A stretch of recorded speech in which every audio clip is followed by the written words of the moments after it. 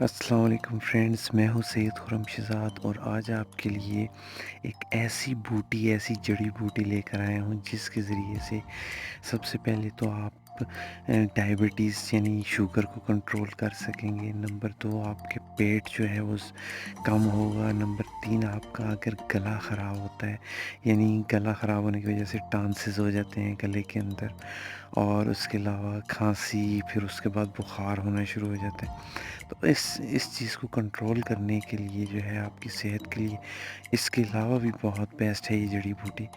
تو ویڈیو کو لاسٹ تک ضرور سنیے گا۔ تو چلیے چلتے ہیں ویڈیو کی طرف۔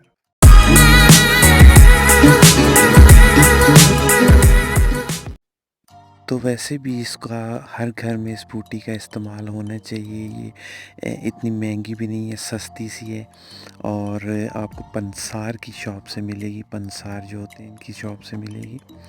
تو ہے کیا چیز یہ ہے پنیر ڈوڈی بھی اس کو کہتے ہیں، پنیر ڈوڈا بھی اس کو کہتے ہیں، ٹھیک ہے۔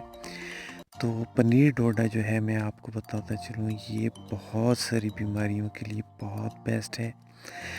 آپ اس کا استعمال کیسے کر سکتے ہیں اور اس کے فائدے میں پہلے بھی بتا چکا ہوں، اور پھر بتاتا چلوں کہ ڈائبٹیز یعنی شوگر کے پیشنٹس کے لیے بہت اچھی ہے۔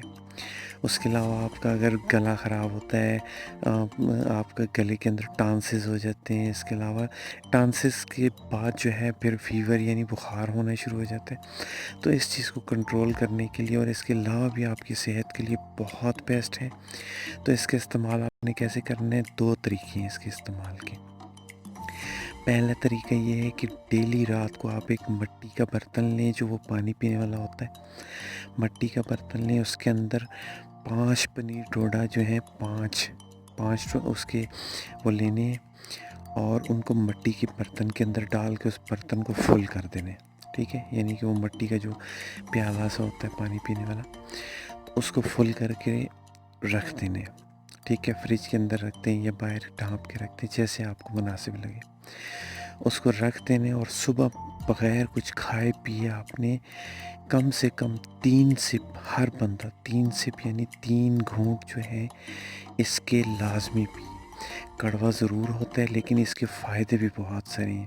ایک تو آپ کا گلا خراب نہیں ہوگا، اور بھی کئی ساری بیماریوں سے آپ کو محفوظ رکھے گا، ڈائبٹیز کے لیے بیسٹ ہے، اور آپ کو جو ہے فیور یعنی بخار نہیں ہونے دیتا، اور بھی اس کے علاوہ کہتے ہیں کہ ڈینگی کا اٹیک نہیں ہونے دیتا یہ آپ کے اوپر۔ تو دوسری طرح آپ کیسے استعمال کر سکتے ہیں؟